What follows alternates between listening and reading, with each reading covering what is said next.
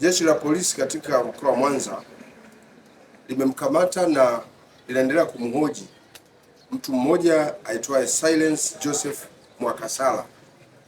Huyu ana miaka 25, ni Mnyakyusa na mwanafunzi wa chuo kikuu cha Sauti kilichoko hapa Mwanza.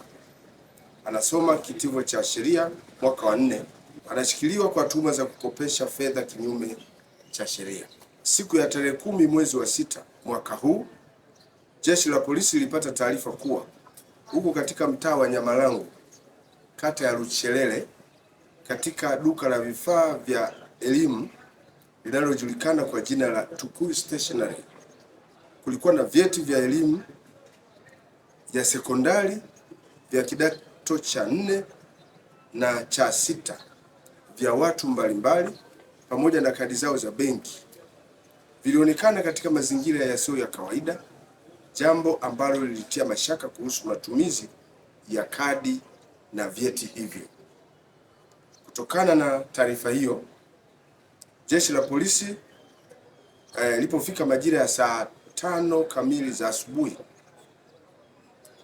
walielekea katika eneo la tukio hilo na kufanikiwa kumkamata Bwana Silence Joseph Mwakasala ambaye ndiye mmiliki wa stationery hiyo.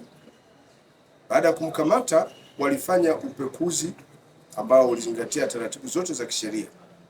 Ndipo katika upekuzi huo aliweza kupatikana akiwa na vitu vifuatavyo: kadi 8 za ATM za benki ya NMB, kadi 12 za ATM za benki ya CRDB, vitambulisho viwili vya NIDA, vyeti 31 vya matokeo ya kidato cha 4, vyeti 4 vya matokeo ya kidato cha 6, vyote vikiwa vya wamiliki tofauti, pamoja na nyaraka mbalimbali za mikataba ya kukopesha fedha.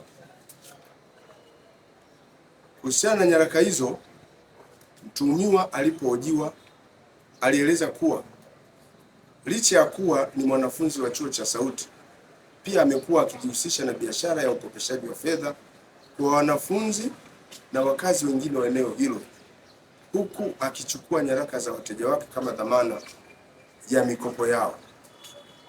Pamoja na nyaraka hizo, jeshi la polisi liliweza pia katika upekuzi huo kuzikamata hard disk 5, flash 2, notebook 1, simu 7 za aina mbalimbali, vyote vikiwa ni mali ya Silent Joseph Mwakasala, navyo pia vimeshikiliwa kwa ajili ya uchunguzi zaidi.